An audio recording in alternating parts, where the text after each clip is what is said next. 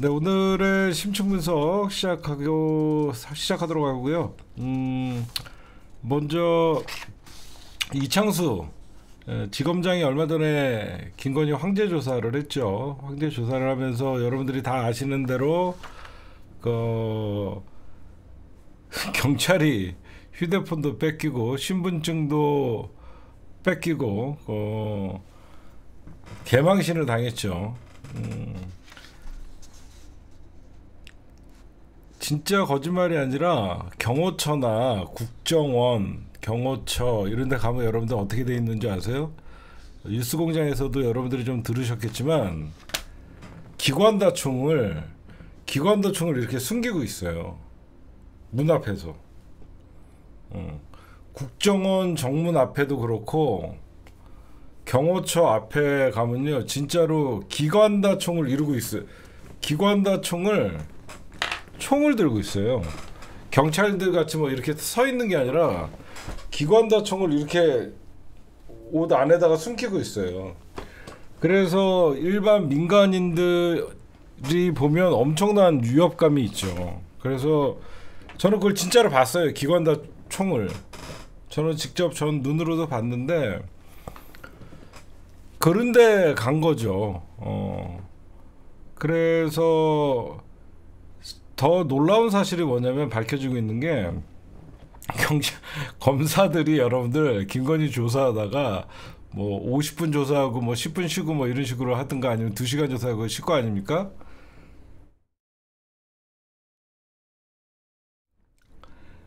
쉬는 시간에 검사들이 저 휴대폰 좀 주세요. 그래갖고 쉬는 시간에만 휴대폰을 썼대요. 뭔 개망신이니까 조사하러 간 검사들이 쉬는 시간 되면 저 경호원들한테 저 휴대폰 좀 써도 됩니까? 그리고 휴대폰 받아갖고 휴대폰 쓰고 그랬대요. 응? 개망신이었죠. 완전 학생이죠, 학생. 수업 시간 끝나면 휴대폰 돌려주는. 지금 드러나고 있는 게 어떤 얘기가 나오냐면요. 오늘 MBC에서도 얘기하던데 거기 경호처에 조사로 간 수사관들이 있을 거 아닙니까? 수사관들이야 중앙지검에서 어디로 가라 절대 비밀이다 이런 식으로 보냈을 거 아니에요? 이 사람들은 검찰총장에게 보고가 됐는지 안 됐는지 모르고 갔대요. 그러니까 이창수 지검장이 독단으로 한 겁니다. 무슨 말씀인지 아시겠죠? 그 조사를 하러 간 검사들은 이창수 지검장이 검찰총장에게 보고를 했는 줄 알고 간 거죠. 그러니까 이창수가 대통령실과 직접 다이렉트로 연락을 해갖고 수사관들한테도 얘기를 안 해준 거죠. 그러니까 수사관들은 당연히 검찰총장이 알고 있었을 거다라고 생각을 그러니까 검찰 수사관 검사들이 자기네들은 보고가 됐는지 안 됐는지조차도 모르고 갔다라고 얘기를 하더라고요. 그게 말이나 됩니까?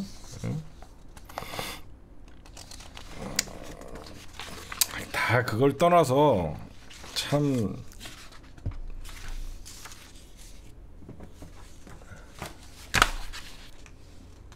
김건희가 뭔데 나라를 이렇게 시끄럽게 합니까? 난 그게 제일 이해가 가지 않아요. 선출되지 않는 김건희한테 왜 나라가 이따위로 휘둘리고 이따위로 흘러가냐 이거죠. 진짜 그거 생각하면 너무 열받아요 지금. 하여튼 아유 참. 그 다음에 어이가 없잖아요. 그냥 하극상이에요, 하극상. 아예 하극상을 대놓고 했는데 저는 이 수사가 끝나자마자 검찰총장이 진상 파악 지시를 했었잖아요. 이원석 검찰총장이. 그때 중앙지검 부부장 검사, 수사 검사가 사표를 냈잖아요. 전 그게 가장 이해가 가지 않았어요. 여러분들 잘 생각해 보세요. 검찰총장이 국민의 눈높이에 맞지 않았다라고 사과를 하고, 검찰총장이 여러분들 아무리 도이치모터스 주가 조작 사건에 대해서 수사 지휘권이 없다 그래도 보고는 받아야죠. 안 그래요? 제가 무슨 말이냐면 보고는 받아야죠. 수사 지휘권이 없다 그래도. 응? 근데 보고조차 안 한 거잖아요. 수사 지휘권이 없는 거랑 당연히 오늘 누구 조사하러 갑니다, 이 정도는 당연히 보고를 해야 되는 거죠. 근데 정말 이해가 안 가는 게, 검찰총장이 진상파악 조사를 하니까 수사하러 갔던 검사들이 사표를 내요. 제대로 수사하라고 했는데 사표를 내는 새끼들은 뭡니까? 저는 이 얘기를 해주고 싶은 거예요. 안 그래요? 적어도 이원석이도 우리는 한패라고 생각하지만 검찰총장이 이건 아니다 라고 얘기해서 진상파악을 지시한 거 아닙니까? 제대로 수사를 하려 그러면 제대로 검찰청으로 불러서 해야 된다라고 얘기한 거 아니에요. 난 정말 그게 이해가 가지가 않아요. 응? 아니, 얘네들은 어려운 환경에서 조사를 마쳤는데 너무한 거 아니냐라고 하면서 사표를 제출한 건데 그게 아니죠. 응? 총장, 과거에 여러분들 생각해 보세요. 제가 왜 이런 말씀을 드리냐면요, 편하게 여러분들에게 설명을 좀 해드릴게요. 과거에 검사들이 반발을 해서 사표 낼 때는 어떤 일이 있을 때 사표를 냅니까? 총장이 수사를 막을 때. 그렇지 않아요? 대부분 검찰총장이나 윗선에서 일선 수사관들의 수사를 못하게 할 때나 반발을 해서 검사들이 사실 사표를 집어 던지고 그래야 되는 거잖아요. 근데 총장이 수사를 제대로 하라고 했더니 사표를 던지는 새끼들은 뭐냐 이거죠, 제 말은. 응? 웃긴 거죠. 코미디예요. 응? 나는 그게 이해가 가지 않는다는 거예요.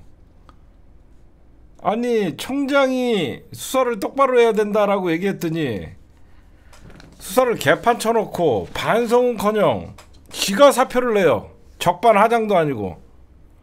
그렇잖아. 어?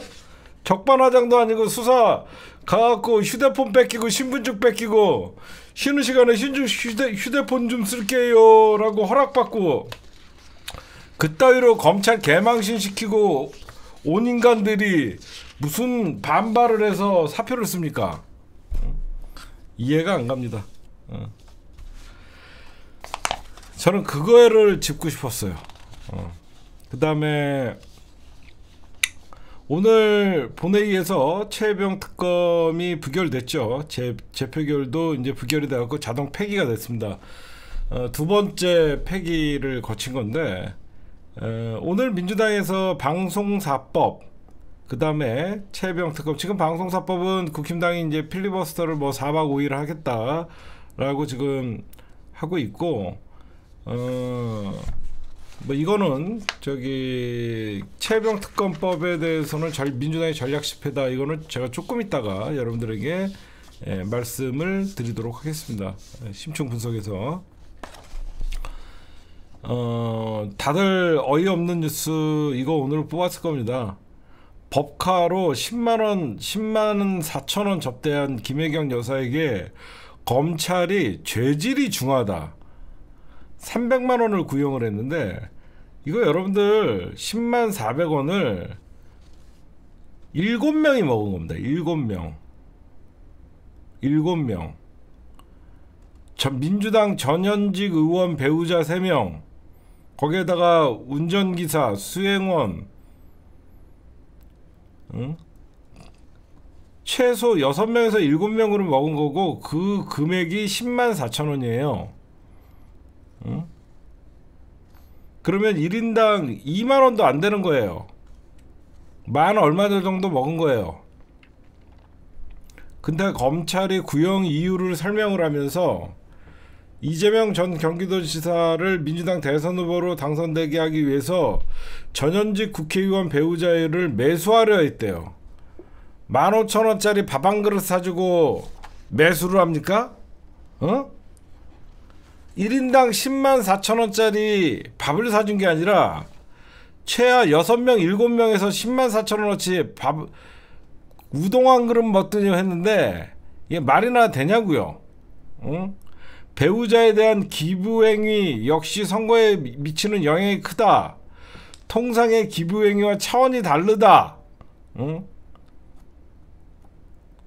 이 말 같은 소리를 해야죠. 아유, 진짜 어떤 년은 300만 원 백을 받아도 처벌 조항이 없다라고 얘기하는데 어떤 사람은 6명, 7명에서 104,000원 카드를 긁었다고 검찰이 죄질이 나쁘다고 합니다. 주가 조작해갖고 23억 원이나 처먹은 인간들은 죄질이 깨끗해서 방문 조사합니까? 말 같은 소리를 해야죠. 민주당이 오늘 여러분들 지금 하도 이진숙 지금 인사청문회 뭐 이것저것 오늘 최혜병 특검 여러 가지 일들이 너무 많다 보니까 지금 이게 가려져 있는데 이상임 방통위원 있죠.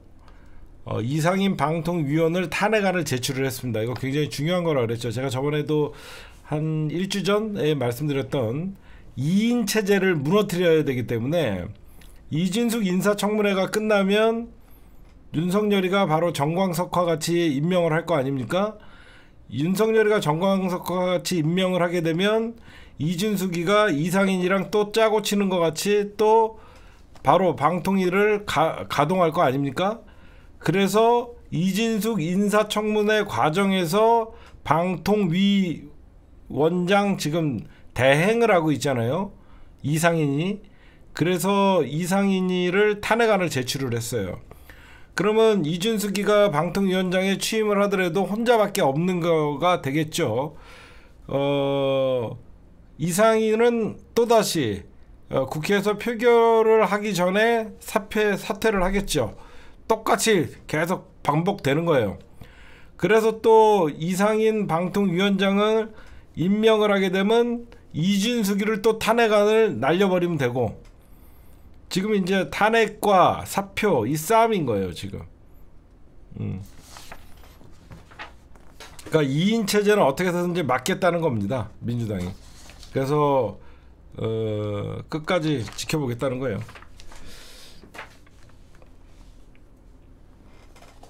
그 다음에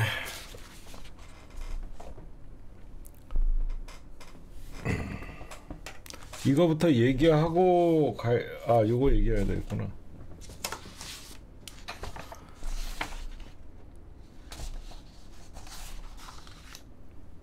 근데 내일 여러분들 김건희 특검법 청문회가 있죠. 근데 이거 별로 타이틀은 굉장히 자극적이죠. 김건희 특검법 청문회. 근데 별로 볼 게 없을 겁니다. 왜 볼 게 없냐면 증인들이 다 안 나와요. 증인들이 다 안 나옵니다.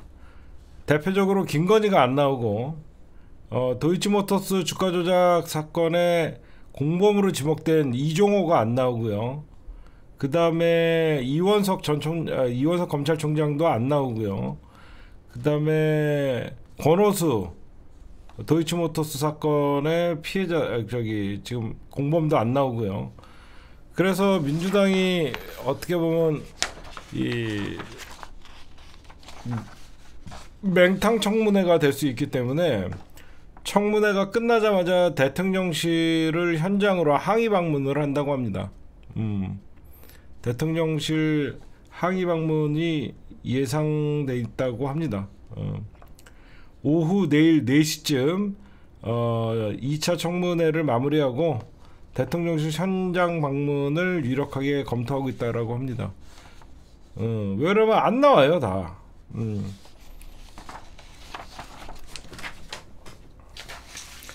그거 하나만 얘기하고 갈까요? 좀 뭔가 이상한 게 하나 있죠. 뭐가 이상한 게 하나 있냐면, 지금 김기현 변호사 그 녹취록의 상대가 이종호죠. 이종호는 2차 주가 조작 사건의 어떤 선수죠. 김기현과 이종호의 녹취록이 터지면서 사실 도이치모터스 주가 조작 그리고 김건희 특검에 더 민주당이 공세를 강화하고 있고, 거기에 이종호가 VIP라고 얘기한 게 김건희였다라고 드러나고, 그래서 김건희 국정농단까지 이어지고, 거기에 이제 최혜병 사건까지 연결되잖아요. 뭐가 이상하죠? 뭐가 이상하냐? 이 정도로 이종호가 자기가 거짓말했다, 자기가 뭐 뻥쳤다 그러면 검찰이나 생각해보세요. 원래 이런 중요한 사람들은 검찰이나 이런 데서 잡아가야 되거든요. 정상적으로 보면. 만약에 김건희 입장에서, 윤석열 입장에서 이종호가 위험하다 라고 하면 이종호를 잡아들여야 되거든요. 가만둔다는 거예요.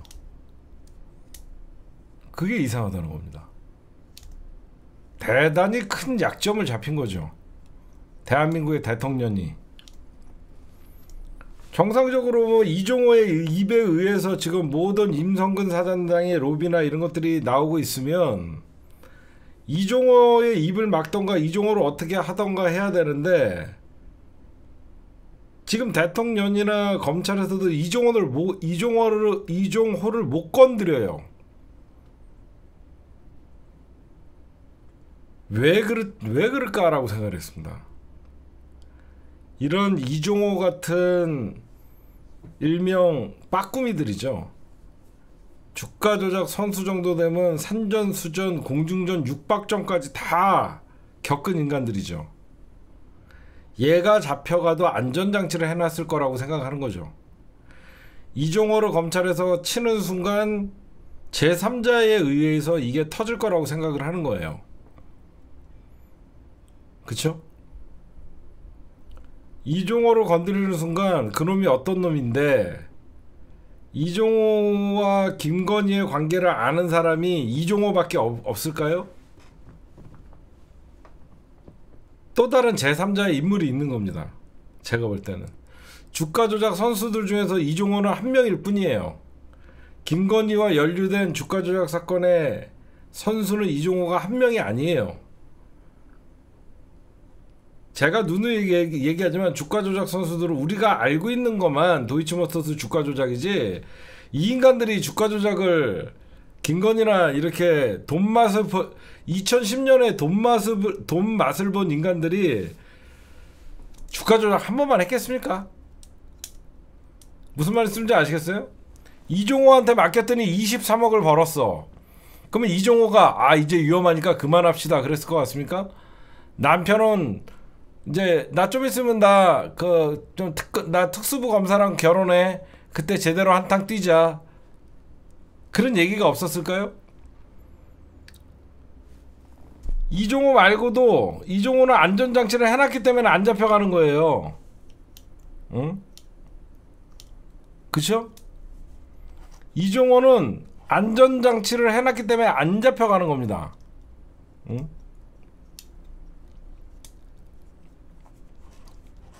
자꾸 삼부토건까지만 건드려. 거기서 왜 이 얼빠진 인간들아, 삼부토건 주가 조작까지만 건드리지, 왜 삼부토건이랑 김건희를 연결을 해야지, 왜 자꾸 삼부토건이랑 이낙연을 연결해 갖고 물타기를 하냐? 안 그래? 삼부토건이랑 김건희 주가 조작 세력들이랑 연결해야 되는데 자꾸 삼부토건이랑 이낙연을 연결을 해갖고 엉뚱한 대로 방향을 자꾸 끌어들이는 인간들이 있어. 응? 왜 삼부토건 주가 조작에 이종호, 김건희 이런 인간들이랑 끌어들여야지. 왜 자꾸 허건날 삼부토건 이낙연 정신들 나가갖고 그 돈탐사 방송이나 봐갖고 야 지금 삼부토건이랑 이낙연이 엮여있는 게 중요하냐 삼부토건이랑 김건희랑 엮여있는 게 중요하냐 상식적으로 지금 삼부토건이랑 김건희 주가 조작이 중요해 삼부토건이랑 이낙연이랑 엮여있는 게 중요해 정신들 좀 차려 좀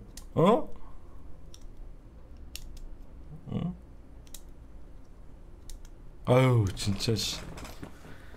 그 돈탐사 때 그거 어디서 보는 인간들은 뭐가 중요한지도 몰라. 응?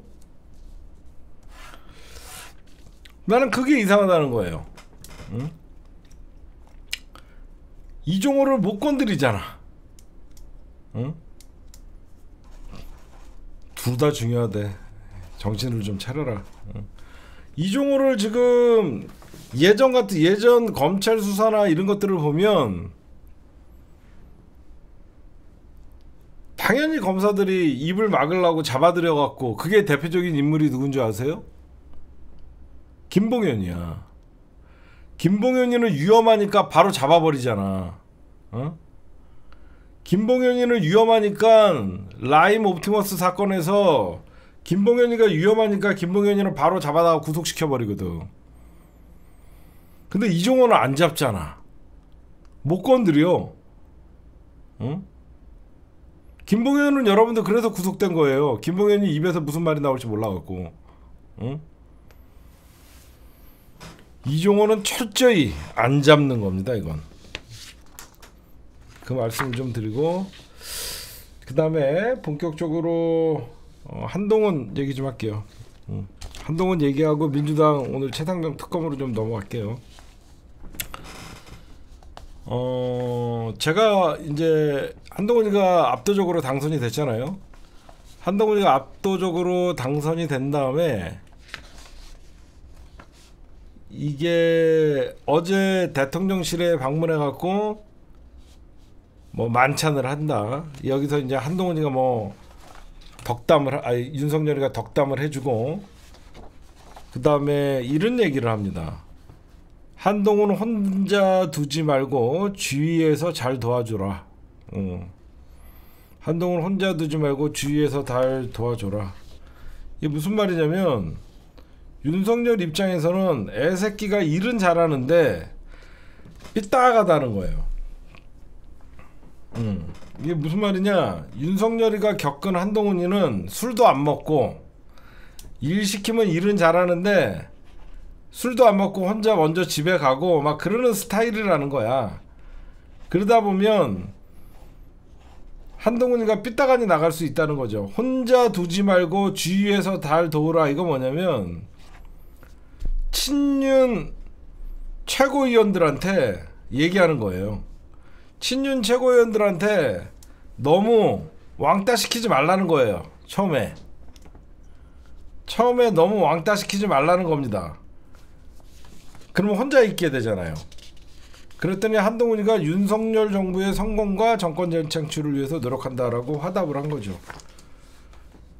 그러고 나서 미묘하게 제가 보면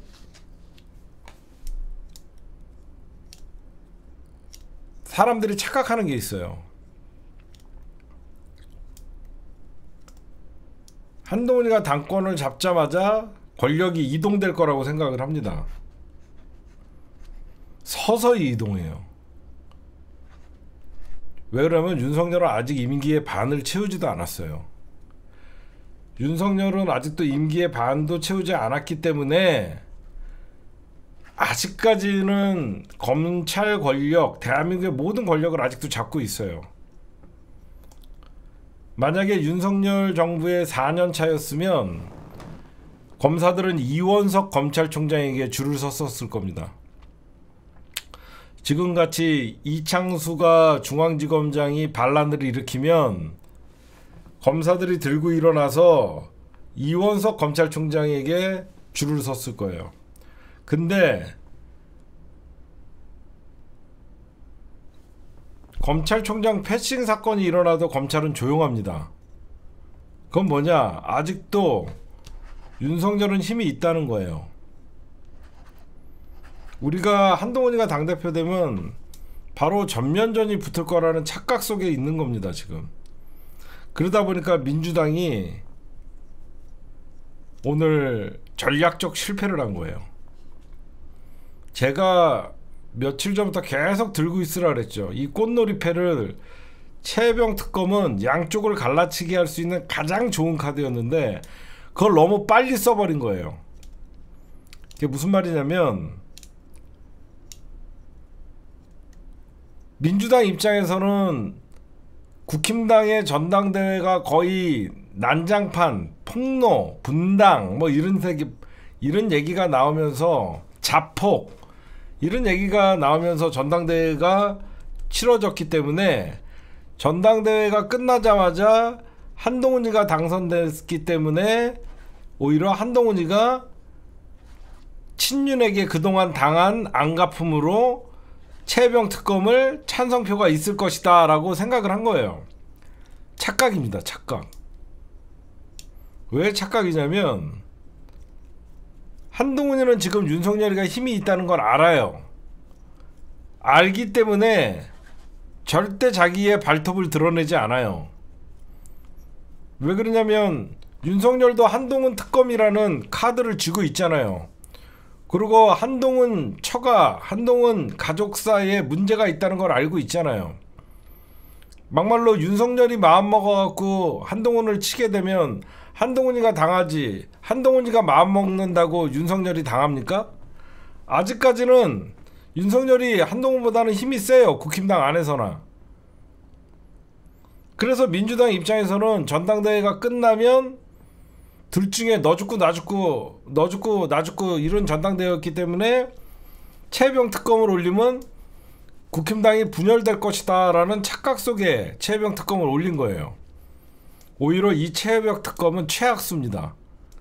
최혜병 특검을 올림으로써 전당대회 때 서먹해졌던 친윤과 반윤의 사이가 결속이 돼버렸어요. 지금 그쵸? 오히려 이 최혜병 특검에 한동훈이가 단호하게 반대한다라고 하면서 윤석열과 서먹했던 사이가 오히려 통합의 계기를 만들어줘 버린 거예요. 지금 그러잖아요. 보시면 여태까지 한동훈이가 최혜병 사건에 그 단순히 전당대회용 제3자 특검법으로 수용해야 되겠다. 그거는 국힘당 전당대회에서 윤석열에게 마음 떠난 사람들이 더 많다는 걸 알기 때문에 전당대회용 메시지일 뿐이에요. 그렇죠? 한동훈이가 전당대회에서 윤석열에게 마음이 떠나고 최혜병 특검의 지지율이 높으니까 전당대회용으로 쓴 겁니다. 그걸 순진하게 믿고 제3자 특검법은 대법원 추천으로 어떻게든지 받아야 된다 이렇게 이게 왜 그러냐면 한동훈이가 최혜병 사건 특검법은 뭐 국힘당도 살고 대통령도 살라면 어떤 식으로든지 받아야 된다 이 말은요 선거용이에요. 자세히 보세요. 윤석열과 차별화를 하려고 그러면 최혜병 사건밖에 더 있습니까? 응? 그래서 그렇게 차별화 전략을 쓰기 위해서 전당대회용으로 쓴 거예요. 그랬는데 이걸 믿고 민주당이 덜컥 물어갖고 이 꽃놀이패를 벌써 올려버린 거죠. 응? 답답해요. 제가 보면. 제가 며칠 전부터 뭐라 그랬어요. 지금 뭘 했어야 되냐 그러면 뭐 지금 심층분석 자료가 많지만 민주당은 뭘 했어야 되냐면요. 국힘당 전당대회가 끝나자마자 최혜병 사건을 올릴 게 아니라 댓글팀 고소고발 그 사건 특검법 발의하고요. 공소취하 특검법을 검찰에 고발하든가 발의를 했어야 되는 거예요. 그래서 전당대회 후유증을 이어나가게 했어야 됩니다. 응? 김건희 댓글팀, 한동훈 댓글팀을 특검법으로 민주당이 발의를 해서 전당대회에서 싸웠던 것을 계속 연장전으로 끌고 그 연장선으로 끌고 나갔어야 되는 거예요. 그래서 거기서 이전 투구를 하게 만들고 지켜보다가 한동훈이가 어떤 스탠스를 취하는지 보고 나서 시간을 가지고 최혜병 특검을 올렸어야 되는 거예요. 제가 얘기했잖아요. 최혜병 특검을 올릴지, 응?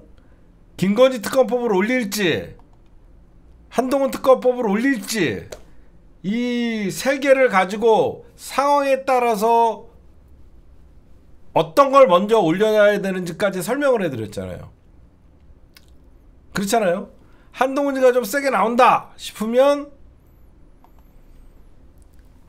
한동훈 특검법을 올리고 윤석열에게 유리한, 한동훈이가 좀 밀려 보인다 라고 하면 김건희 특검법을 올리든가 최혜병 특검법을 올려야 된다. 제가 계속 그렇게 주장을 했는데 갑자기 민주당이 25일날 최혜병 특검법 전당대회가 끝나자마자, 타이밍도 너무 안 좋잖아. 국힘당은 겉으로라도 뭐 자폭 전당대회, 분당 전당대회 이런 소리가 나오니까 전당대회가 끝나자마자 어느 정도는 화합하는 모습을 서로 보여주려고 노력을 한단 말이에요. 근데 눈치 없이 걷다가 최혜병 특검을 올려버리니까 무조건 맞겠다 이렇게 나오는 거죠.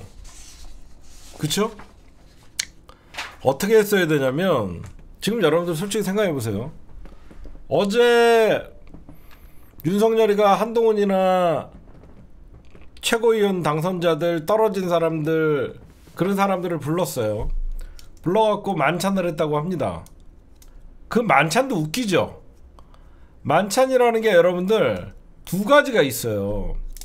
그러니까 윤석열이가 초짜라는 게 왜 어디서 나오냐면, 원래는 당선자들을 먼저 부르던가 낙선자들을 먼저 부르는 거예요. 응? 그쵸? 낙선자들을 부르든가 당선자들을 부르든가 둘 중에 하나를 하는 거예요. 근데 낙선자들이랑 당선자들을 같이 불러갖고 거기서 누구는 축하해주고 누구는 위로하고, 그게 말도 안 되는 거거든요. 근데 민주당이 이게 왜 전략적 실패라고 얘기를 하냐면, 가만 놔두면 쟤네가 전당대회는 끝나서 한동훈이가 이겨갖고 뭐 지금이야 화합을 해주고 그러겠지만 불편한 동거거든요. 그렇잖아? 불편한 동거예요.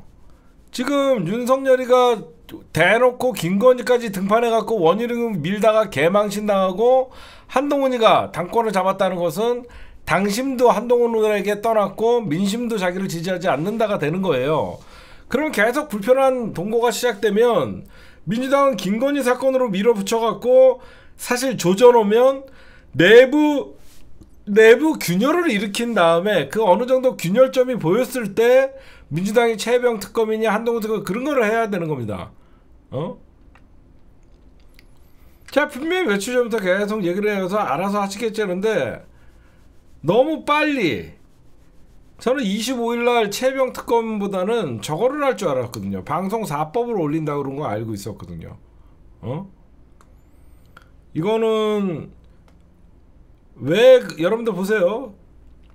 여러분들이나 나나 좀 차분하게 생각해야 돼요. 조국 혁신당의 3년은 너무 길다. 9호 너무 와닿죠. 3개월은 너무 길다. 그것도 와닿죠. 그런데 대통령을 탄핵시키거나 그런 게 그렇게 쉽지가 않아요.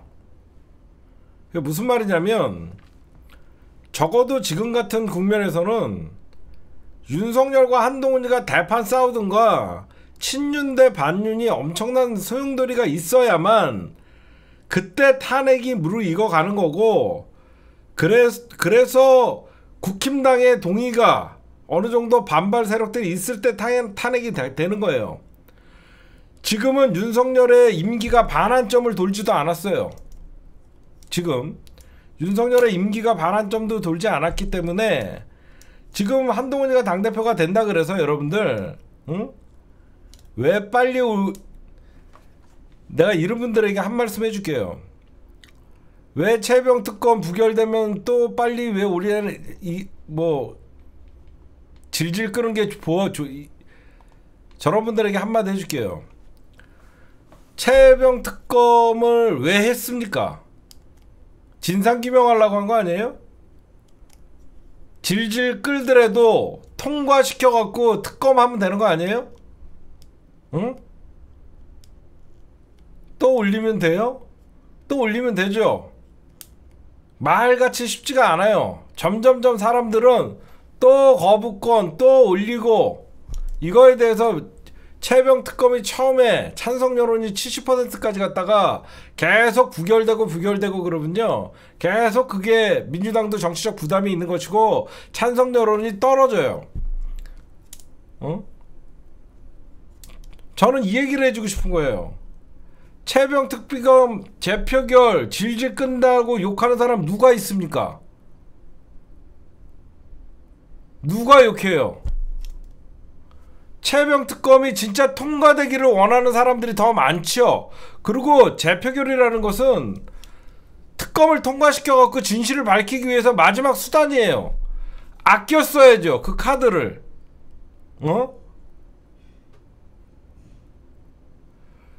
최혜병 특검 또 올리면 된다, 말은 쉽죠. 우리부터 지쳐요. 뭐가 지치냐? 사람들 진보 지정에서 이런 얘기 안 합니다. 올리면 뭐하냐? 또 부결될걸. 거기서 동력이 깎이는 거예요, 여러분들. 응? 무슨 말씀인지 아시겠어요? 거기서부터 동력이 깎이는 거예요. 올리면 뭐하냐? 또 부결될걸. 그러면서 동력이 점점점 사라지고 다른 대안을 만들어야 된다라는 얘기들이 나오는 거예요. 응? 그래서 제가 여러분들에게 좀 보면요, 한동훈이는 절대 윤석열과 올해 안에는 마찰이 있을 일이 절대 만들지 않아요. 분명히 한동훈이는 제3자 특검법 논의도 언제 자기가 얘기한 거냐는 식으로 모르는 척 할 겁니다. 진짜로. 한동훈이한테 민주당은 너 제3자 특검법 만든다 그거 밀어붙이면 안 돼요. 왜 제가 이 얘기를 하냐면요, 민주당이 계속 너 한동훈 너 전당대회 때 최상병 특검법 너 찬성했고 뭐 대법원장의 어떤 임명을 하면 된다 뭐 이런 식으로 한 거 아니냐라고 나오잖아요. 이거 자꾸 민주당이 한동훈 특검법으로 타협안을 가져가려 그러면요, 이 특검법 누더기 됩니다. 누더기 돼요. 무슨 말이냐면, 한동훈이가 특검만 대법원장 추천으로 하자고 할까요? 어디까지 수사하자, 특검 규모는 어떻게 하자, 기간은 어떻게 하자, 그렇게 끌려가다 보면 누더기 되는 거예요. 뭐하러 주도권을 민주당이 갖고 있는데 한동훈에게 그런 걸로 끌려갑니까? 사람들이 너무 단순하게 생각해요. 한동훈이가 제3자 특검을 찬성했기 때문에 이번에 부결되면 한동훈이를 압박해서 대법원장 추천이라도 하자, 말 같은 소리를 해야죠. 얘네들이 대법원장, 특검만 대법원장으로 바꿀까요? 특검법 하나하나 저들이 얘기하는 우리는 필수 조항인데 쟤네들은 독소 조항이라고 하면서 다 없애는 겁니다. 그게 지금 이태원 참사 특별법 통과된 거나 똑같은 거예요. 응? 저 인간들이 어떤 인간들인데 특검만 대법원장이 추천하는 걸로 할까요? 절대 그렇게 안 해요. 다 법안 자체를 한동훈 국힘당이 만들어갖고 그걸 갖고 하는 겁니다. 일단은 오늘 두 번째 최상병 특검법이 부결됐죠. 그래서 이제 자동 폐기가 됐는데 국힘당 108명 중에서 4명이 이탈을 했죠.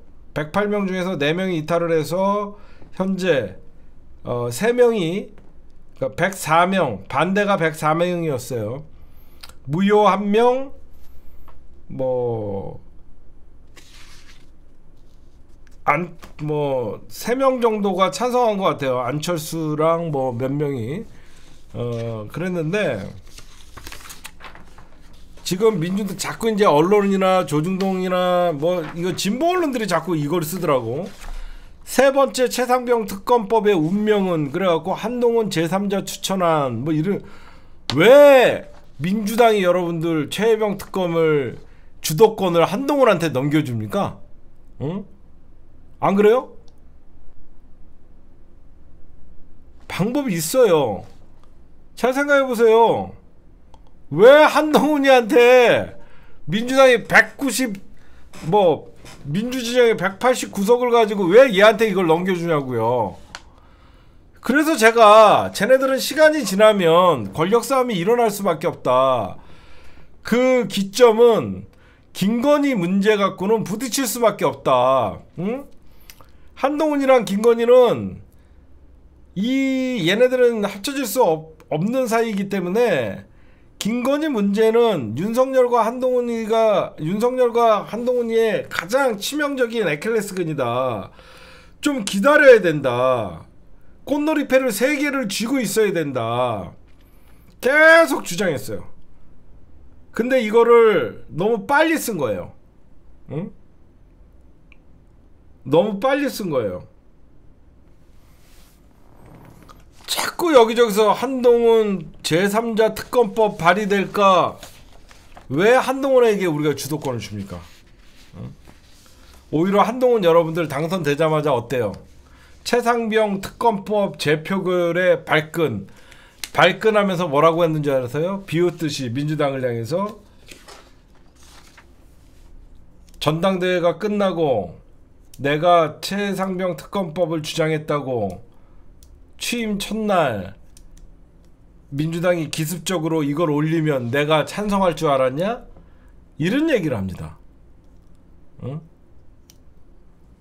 이런 얘기를 해요. 응? 절대 민주당의 특검법은 받을 수 없다 라고 얘기를 하는 거예요. 그러면 민주당은 이제는 뭘 해야 되냐면 2가지 방법이 있어요. 2가지 방법이 있는데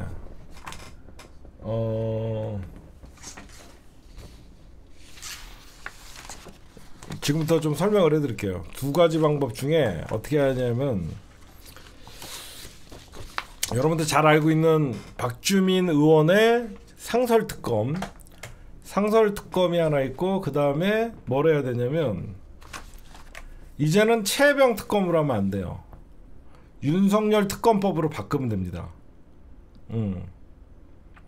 자꾸 우리가 지금 최혜병 특검 하면 사람들이 피로감이 있기 때문에 이제는 윤석열 특검으로 가는 거예요. 그쵸? 왜 그러냐? 조국혁신당에서 이제 추진을 할 거예요.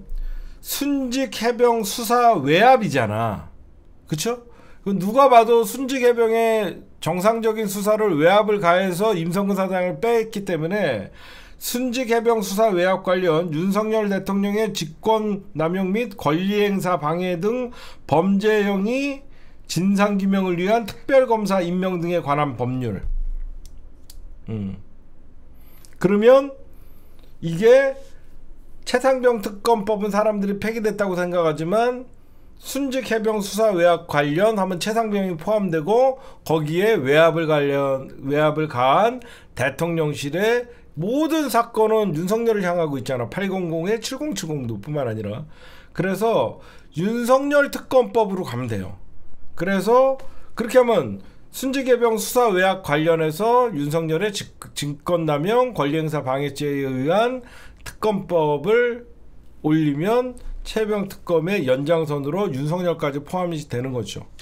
이렇게 민주당이 전략을 짜갖고 이번에는 좀 민주당이 이번에 전당대회 때문에 그런지 전략적 부재가 너무 보였어요. 그러면 윤석열 어차피 우리가 최혜병 특검을 통해서 윤석열 탄핵으로 가는 전초기지를 만들려고 했잖아요. 그러니까 당연히 이제는 대놓고 어차피 최혜병 특검에서 대통령실의 개입이 드러나면 그걸 갖고 우리가 탄핵안을 발의하거나 국민적 저항 우리 국민들이 들고 일어나려고 한 거 아니에요? 그렇기 때문에 이제는 노골적으로 순직해병 수사 외압에 윤석열이가 포함되어 있다. 권리행사방해나 직권남용으로. 그래서 특검법에 윤석열의 이름을 넣어야 되는 거죠. 그러면 윤석열이의 국정 운영에 대한 반감, 여기저기서 자영업자들이 하루가 멀다 하고 지금 뭐 100만 업체들 이상이 지금 폐업을 하고 있어서 대통령 지지율은 여러분들 알다시피 국민적 윤석열 부정평가가 70% 가까이 되는 마당이기 때문에 여론에서도 밀리지 않고, 민주당이 새로운 윤석열 특검법 하면 김건희 특검법, 윤석열 특검법, 한동훈 특검법 이런 식으로 누가 봐도 윤석열 커플, 김건희 윤석열 커플에 대해서는 반감이 있기 때문에 이런 식으로 좀 밀어붙여야 되고, 또 투트랙은 뭐냐면 이제 박주민 의원이 얘기한 상설 특검이 있어요. 근데 이 상설 특검은 좀 보완을 해야 돼요. 지금 뭘 보완해야 되냐면 상설 특검법 국회 규칙이라는 게 있어요. 상설 특검법의 규칙은요, 특검 후보 추천위원회를 구성하게 되어 있습니다. 특검 후보 추천회를 구성하게 되어 있는데 추천위원이 7명이에요. 국회에서 상설특검 추천위원회를 구성하는데 그 추천위원회를 7인으로 하게 되어 있습니다. 근데 이 7인을 어떻게 지금 현재까지의 법안은 법무부 차관이 1명, 법무부 차관, 법원 행정처장, 대한변호사협회장이 생각해보세요. 법무부 차관이나 법원 행정처장, 대한변호사협회 회장이 맡고, 그러니까 이 3명은 대한변호사협회 회장도 지금은 좀 저쪽 사람 같아요. 대한변협만 약간 중립이라고 우리가 둡시다. 그리고 법무부 차관이나 법원 행정처장 완전 저쪽이잖아요. 저쪽에서 벌써 3명을 추천을 해요. 잘 들어보세요. 방법은 있으니까. 7명 중에 변협까지 포함해서 3명이에요. 그럼 나머지 4명을 어떻게 하냐면 교섭단체가 2명씩 추천하게 돼 있어요. 교섭단체가 제1교섭단체가 민주당이기 때문에 제1교섭단체 및 그 외 교섭단체가 민주당과 국힘당이 2명씩 추천을 해요. 그럼 어떻게 돼요? 숫자적으로 안 되죠. 국힘당 2명, 벌써부터 7명 중에 법무부 차관, 법원 행정처장 완전 저쪽 사람들 2명에다가 국힘당 추천자 하면 벌써 4명이 돼버리잖아. 그러면 아예 안 되잖아.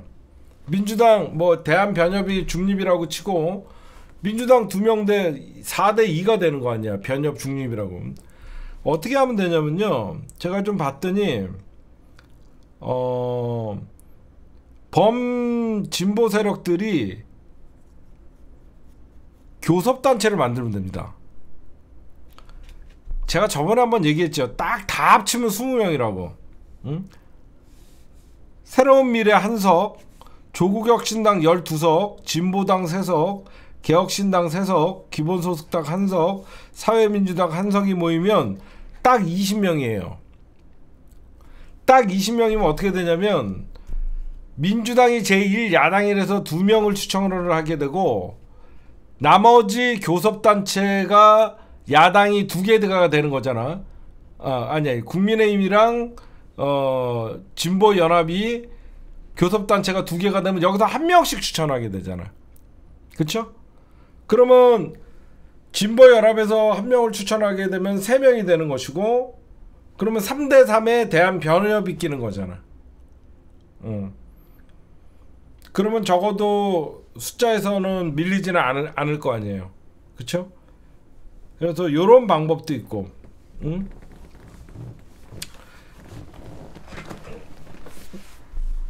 그러니까 이 대한변호사협회에 이 사람이 어떤 식으로 나올지 그거를 좀 봐야죠. 하여튼 요런 방법도 있고. 근데 저는 상설특검은 사실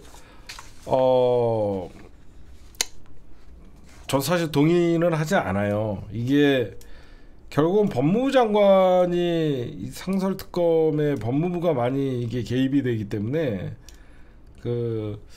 저는 무조건 다시 폐기된 최상병 특검법을 윤석열 특검법으로 바꿔갖고 민주당이 재추진을 하고 거기에 진행을 하면 되겠다라고 생각을 합니다. 여러분들 오늘 제가 왜 아쉽지만 그런 얘기를 했냐면요, 민주당이 좀 전략적으로 이거를 시간을 두고 싸워야 돼요. 지금 여러분들 보세요. 윤석열 여러분들 우리는 막 지금 탄핵 직전까지 보이죠. 전혀 그렇지 않아요. 지금 탄핵 직전까지 윤석열이가 간 것 같지만 전혀 그렇지 않아요. 아직 윤석열 2년 반도 지나지 않았어요. 결국은 윤석열을 진짜 무너뜨려야 되는 건 뭐냐면요, 국힘당의 내분이에요. 국힘당 안에서 윤석열과, 그러니까 친윤 세력과, 그러니까 지금은 한동훈이가 아무리 당대표 돼갖고 미래 권력이라고 그래도 한동훈이는 벌써부터 자기가 윤석열과 싸우고 싶은 마음이 1도 없는 놈이에요. 한동훈이는 영악한 놈이거든요. 내년에 대선, 만약에 내년이 대선이라 그러면 한동훈이 지금부터 윤석열과 싸우겠죠. 내년에 지방선거면 지금부터 한동훈이가 윤석열과 거리두기 하겠죠. 지방선거 내후년이고요. 아직 윤석열 2년 반도 안 됐어요. 윤석열 남아있는 게 아직도 많아요. 그렇기 때문에 검찰들도 이원석 편을 안 들고 모든 대한민국의 권력기관들이 윤석열에게 엎드리는 거예요. 한동훈이는 그래서 당대표가 되자마자 뭐라고 얘기합니까? 민생 챙긴다라고 하면서 뜬금없이 금투세법, 그 다음에 종부세, 그 다음에 연금개혁 이런 얘기하죠. 그렇죠? 윤석열과 정치적으로 부딪히는 것을 안 하겠다는 겁니다. 응?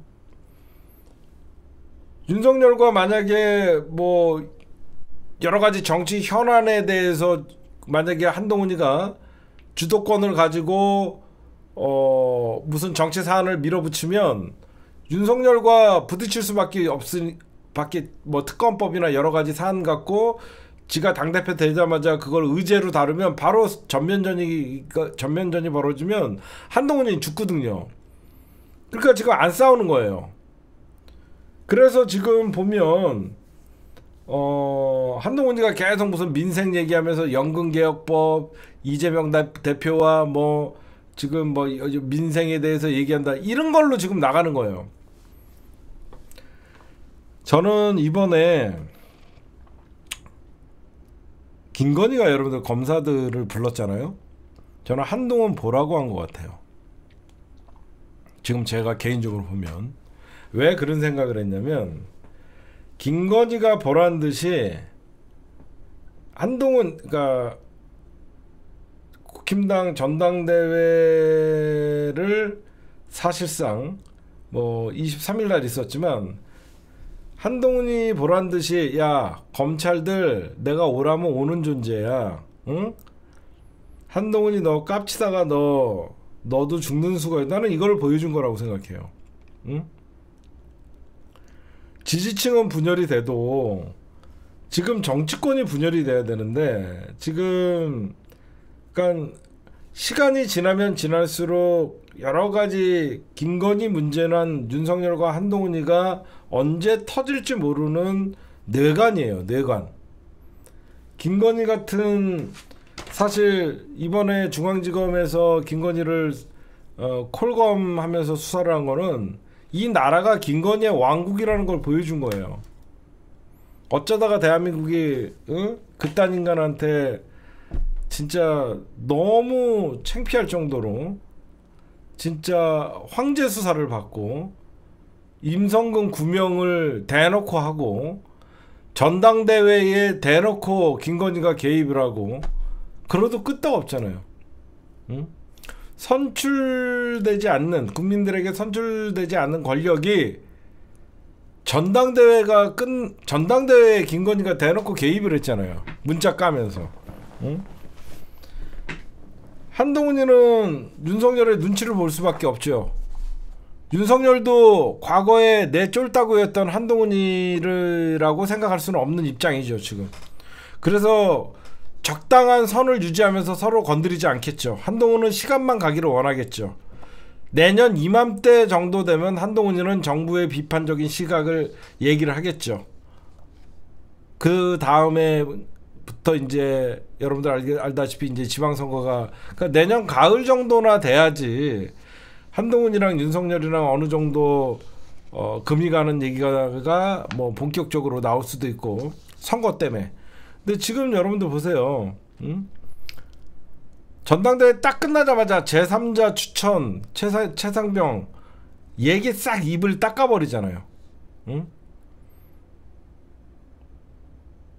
말 같지도 않은 소리. 지금 시작부터는 뭐 친윤 최고위원들이 한동훈 길들이기 한다라고 하면서 뭐 몇 마디 더 던지고 그러는 거, 아무리 추경호가 원내 대표라 그래도 당 대표는 한동훈이에요. 응? 당 대표는 한동훈이에요. 응? 그래서 저는 민주당에 다시 한번 말씀드리고 싶은 건 게, 김건희 특검법이랑 한동훈 특검법 상정한 건 참 잘했어요. 그렇죠? 김건희 특검법이랑 한동훈 특검법을 상정하고 청문회까지 하는 건 좋고, 민주당은 그 꽃놀이패를 들고 있고, 이 최상병 특검법을 너무 빨리 쓴 거예요. 너무 빨리 썼어요. 왜 하필 25일 날 하냐 이거죠.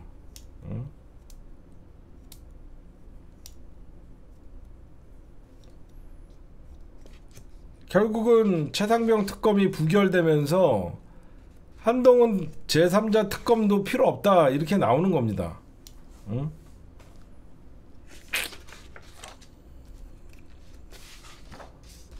일단 민주당은 지금 그럼 뭘 해야 되냐? 저쪽도 블랙팀이라는 걸 만들잖아.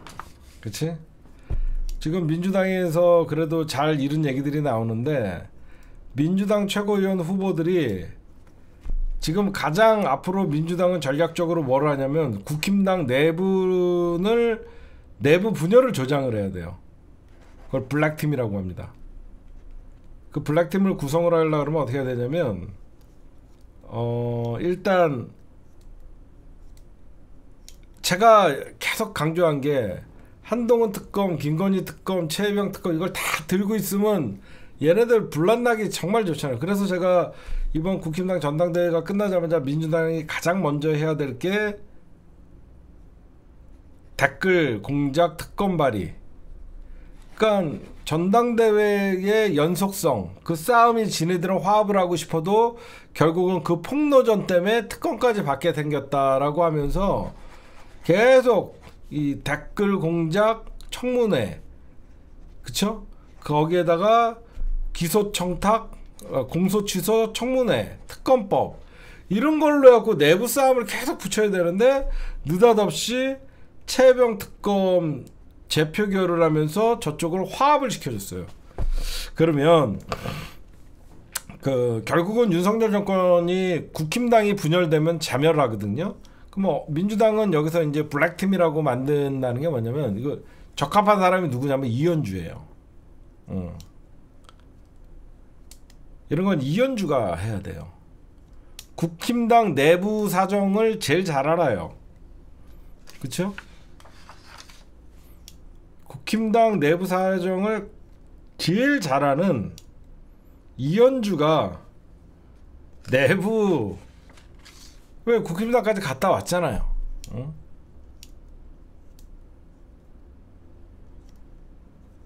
그래서 지금 민주당은 전략적으로는 내부 분열책을 좀 많이 생각을 해서 어떤 특검을 올리고 어떤 식으로 전국 흐름을 가야 되는지 좀 해야 된다.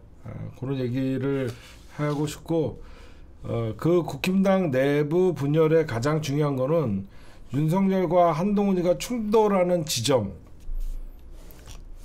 어떤 지점이 가장 윤석열과 한동훈이 충돌할 수 있는 지점인가? 결국은 김건희거든요.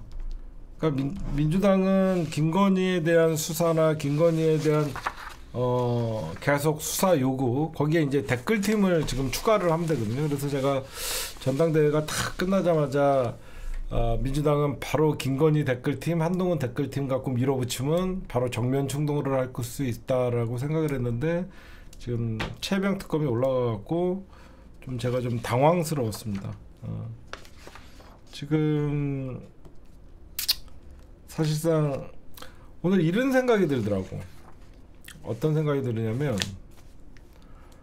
어쩌다가 박근혜 같은 인간이 대한민국 대통령 돼갖고 최순실이라는 인간이 국정농단을 하는 꼴을 보면서 그 추위에 사람들이 거리로 나가서 가게 문 닫고 촛불 들고 국민들 수백만 명, 수천만 명이 개고생을 하고 민주주의를 살리겠다라고 하면서, 참 우리나라 국민들도 대단하고, 그때 언론들이 이런 얘기를 하죠. 대통령 탄핵 때문에 경제적으로 미치는 영향, 그래갖고 정치가 불안하니까 어떤 우리나라가 굉장히 국민들이 밖으로 거리로 나오고 자기의 일을 내팽겨치고 나오다 보니까 경제적 손실을 따지더라고요, 여러분들. 그렇죠? 박근혜 그 당시에 국정농단 때문에 벌어지는 경제적 손실, 그래갖고 얘기를 하더라고. 저는 그걸 경제적 손실이라고 얘기하는 자체가 어이가 없었어요. 국민들이 자기 할 일 못하고 나가서 민주주의를 외치고 대통령 탄핵을 외치는 게 경제적 손실이 아니라, 그 당시나 지금 같은 윤석열이 하루라도 더 집권을 하는 게 대한민국에게 엄청난 경제 손실이라고 생각하거든요. 그렇죠? 저는 그렇게 생각하거든요. 김건희 윤석열 같은 공동정부를 하루라도 더 대한민국을 맡기는 자체가 더 큰 손실이라고 생각하고 있거든요.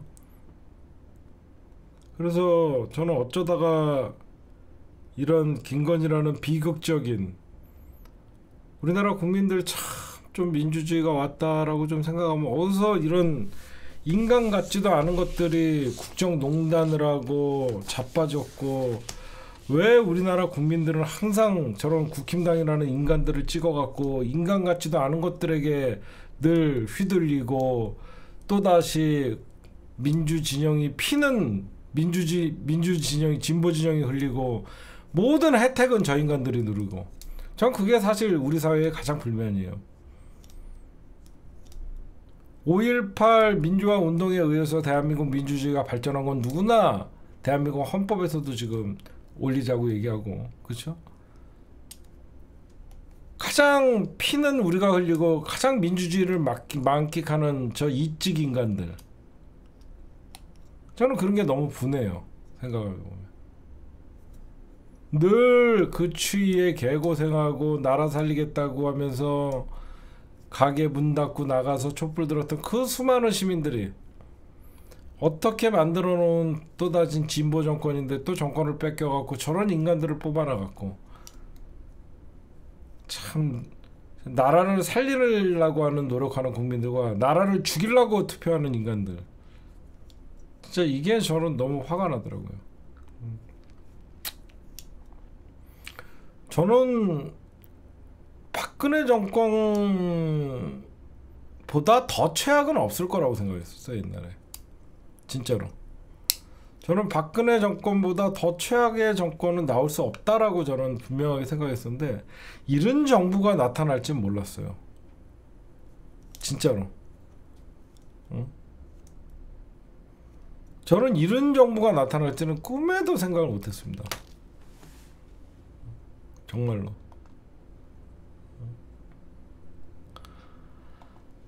그리고 이제 김건희의 문자들이 좀 공개되고 있었는데, 여러분들이 이거 아마 보셨을 거예요. 이거 좀 몇 개만 좀 보여드릴게요.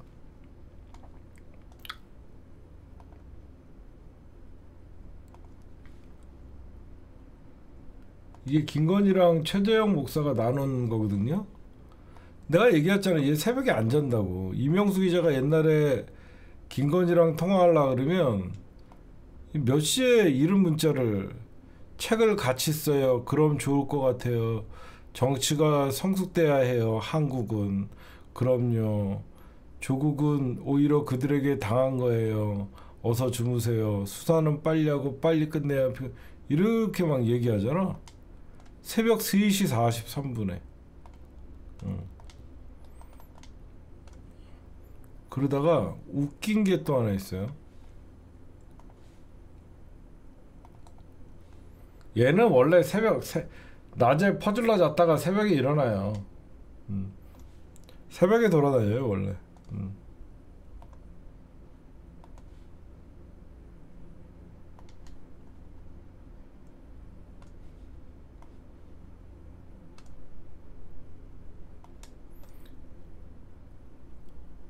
얘 봐. 말 같지도 않아. 유시민 등이 사실 자신이 대권 욕심이 있어서 서초동 촛불을 키운 거죠. 야, 서초동 촛불은 검찰이 키운 거야. 어디서 서초동 촛불 얘기를 해? 응? 안 그래요?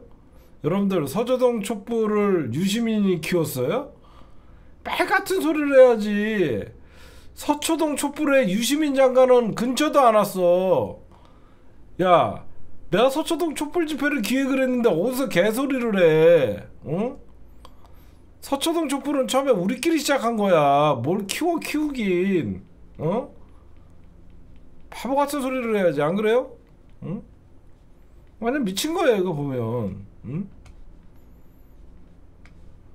이 인간들 보면. 응? 얘는 아는 척 심해요. 맞아.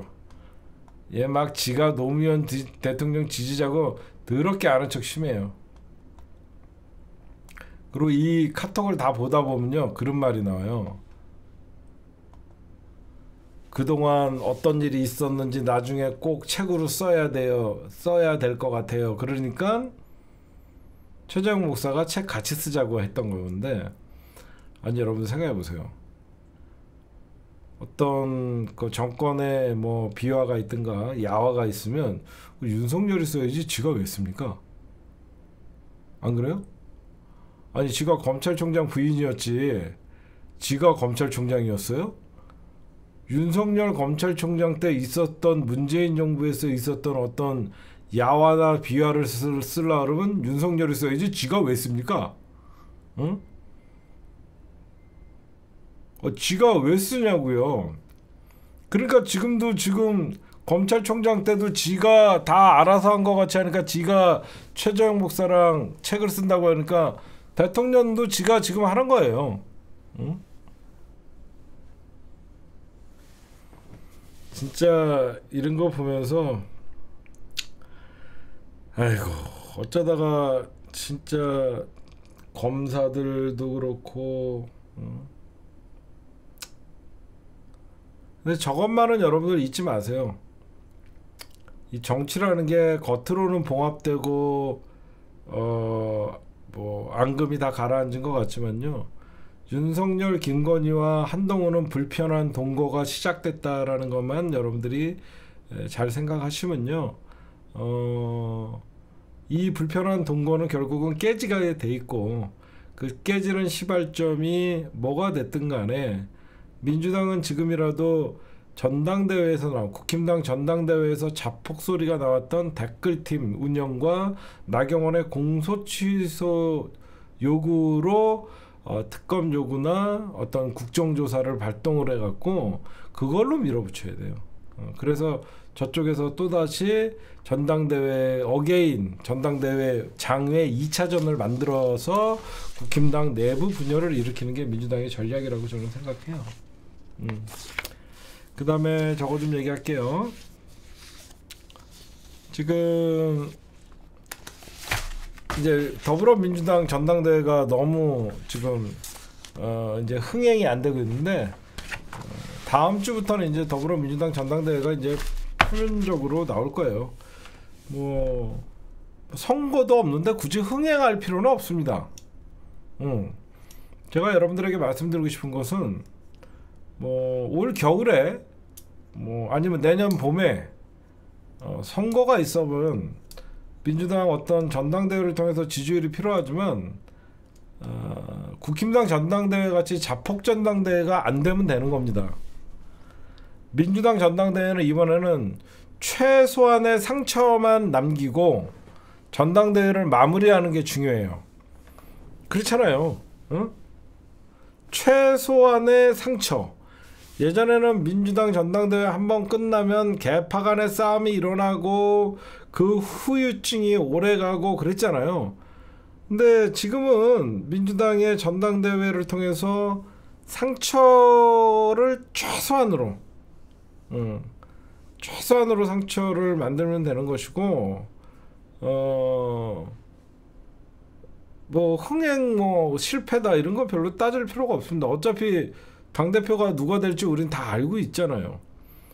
사실 투표만 안 했을 뿐이지 이재명 당대표 8월 18일 날 당대표 취임하는 건 다 알고 있는 기정사실이잖아요. 그러니까 흥행될 일이 있습니까? 그렇잖아. 아니 당대표가 누가 될지 궁금하고 국힘당은 한동훈이가 1차전에서 끝내나 안내 한동훈이가 어대안이 무너지냐 그런 관심이라도 있지만 이재명 당대표를 누가 이겨? 그러니까 흥행은 안 되는 건 어쩔 수 없는 거야. 그쵸? 흥행이 안 되는 건 어쩔 수가 없는 거야. 그러면 어디야? 방향은 최고위원이에요. 응? 지금 최고위원 누가 될 것이냐, 거기 수석은 누가 될 것이냐 갖고 또 여러분들이 싸우는데, 저는 그냥 이번 최고위원은 그냥 아무나 돼도 저는 그냥 땡큐예요. 뭐라고 할 것도 없어요. 김민석이 되든 정봉주가 되든 뭐 제가 여러분들에게 한 말도 있지만 이걸 갖고 지지자들이 싸울 필요가 없어요. 누가 돼야 된다. 또 아직도 어디서 작새들 나타나갖고, 응? 작새들 나타내갖고 뭐 서로 헐뜯고 그러는데, 물론 선거 때는 지지자들끼리 좀 충돌하는 양상이 있긴 하지만 그런 거 갖고 싸우지 마세요, 여러분들은. 알겠죠? 두관이는 정치 생명 끝났음. 김두관 정치 생명 끝난 지 오래됐습니다.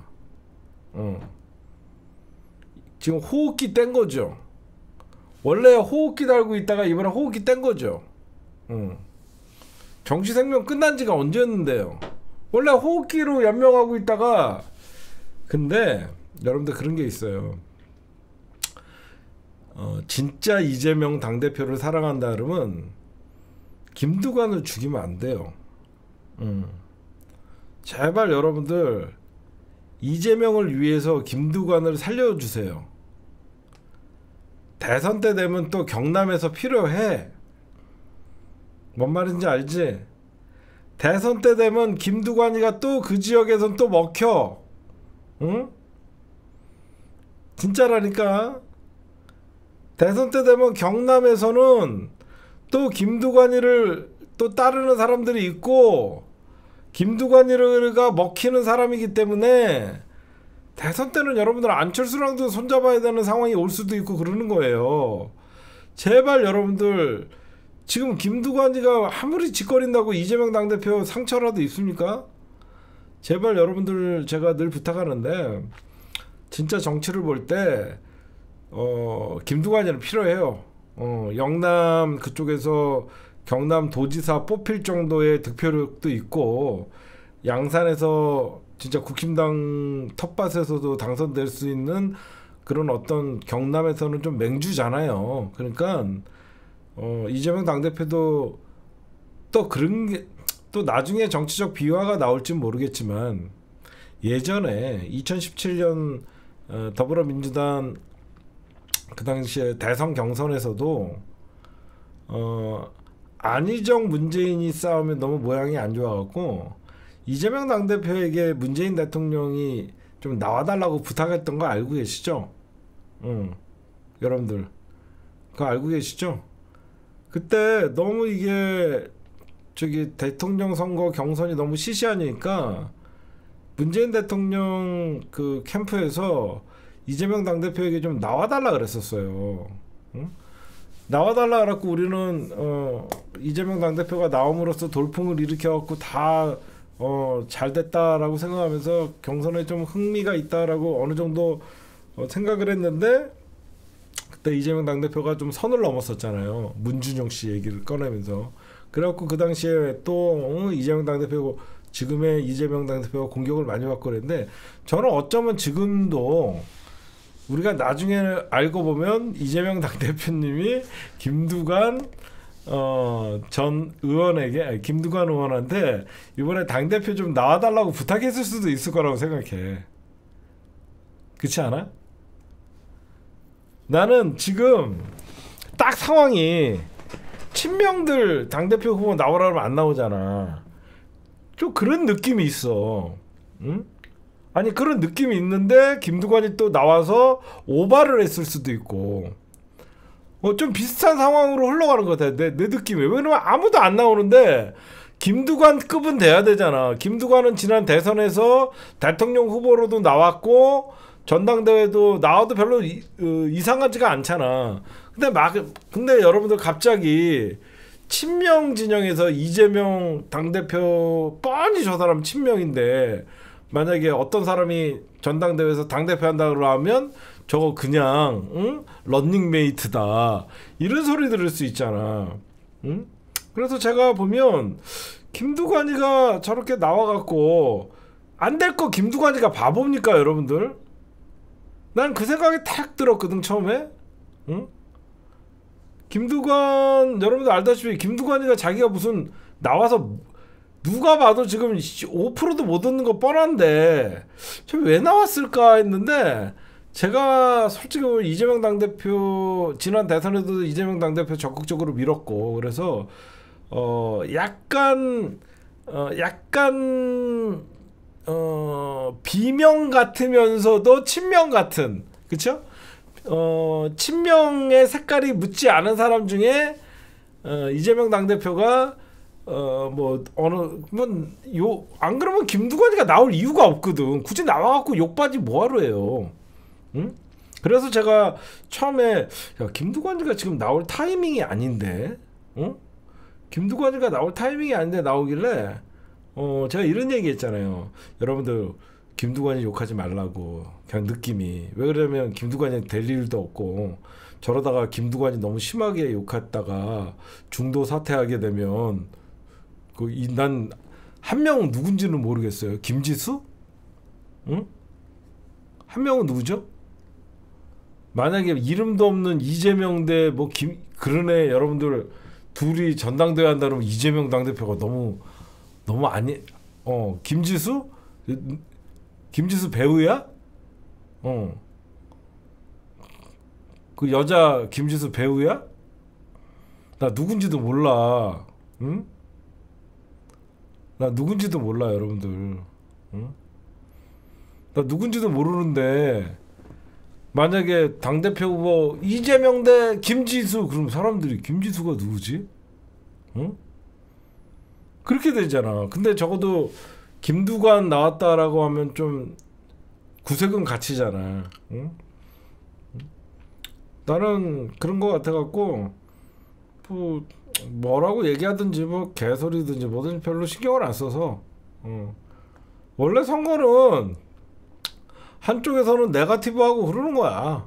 그 김두관이 선 넘을 때마다 자기 호흡기 떼지는 거는 자기가 알 테고, 또 모르지. 또 나중에 이재명 당대표가 대통령 된 다음에 그 당시에 연임을 할 때 어떤 결정이었냐, 그때 지금은 말할 수 있다.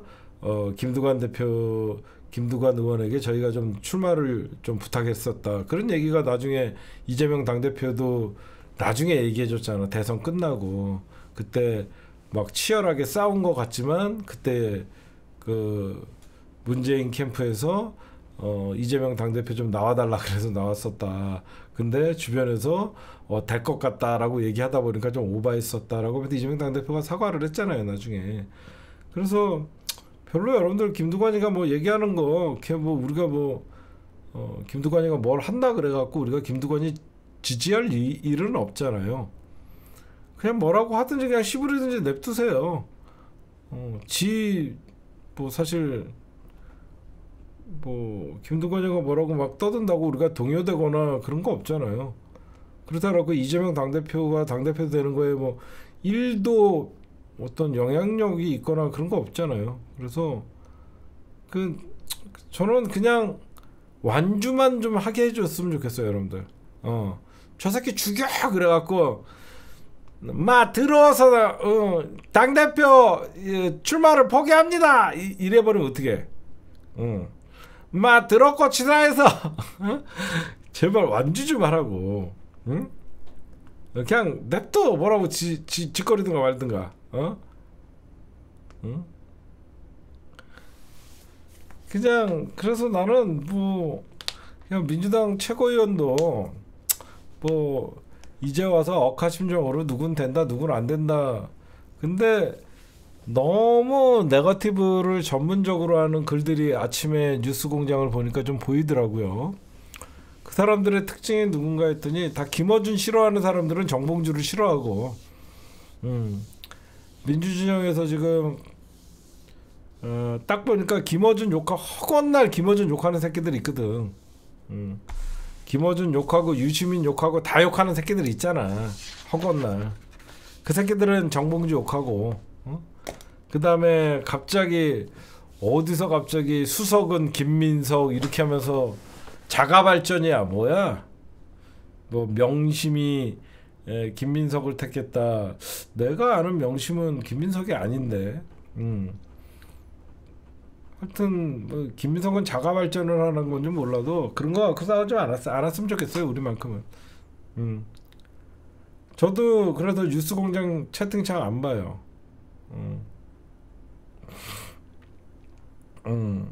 저도 어떤 그 뉴스공장 볼 때 저도 채팅창 안 봐요.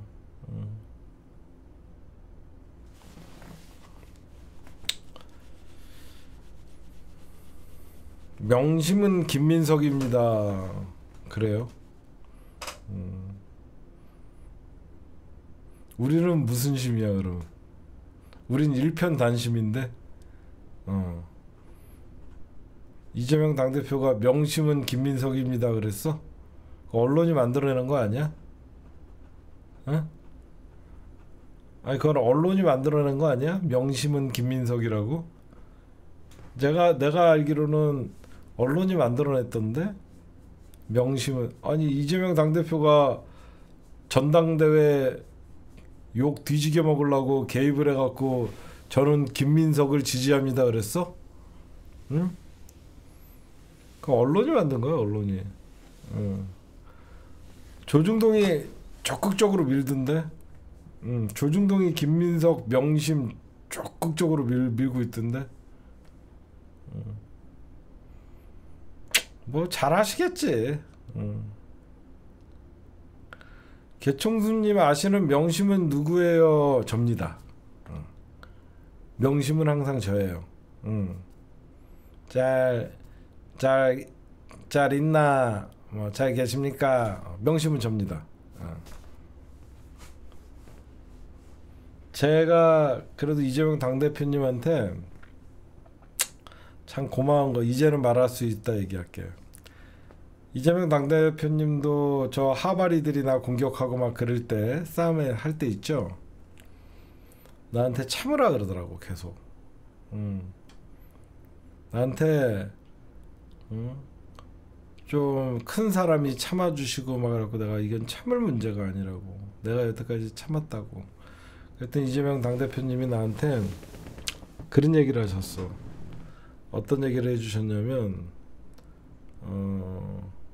그럼 내가 뭘 도와주면 되겠냐고 그 얘기를 하더라고. 근데 내가 그때 막말로 내가 저것들이 공격할 때 이재명 당대표랑 둘이 방송 한번 하면 사실 끝나는 일이었는데 제가 알아서 해결하겠습니다 라고 얘기했지.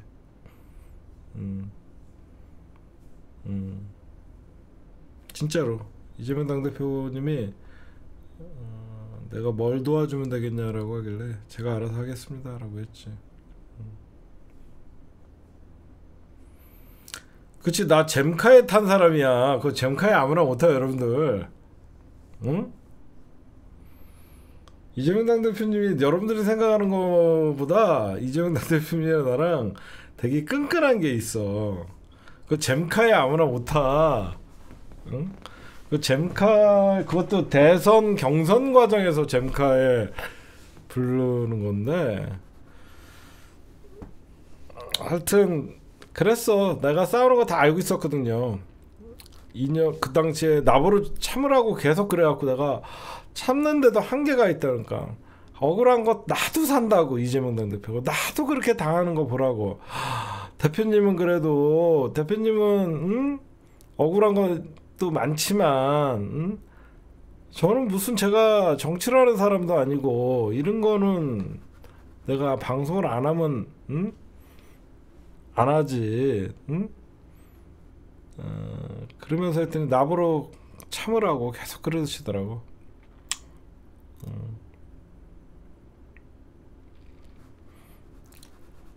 그랬지.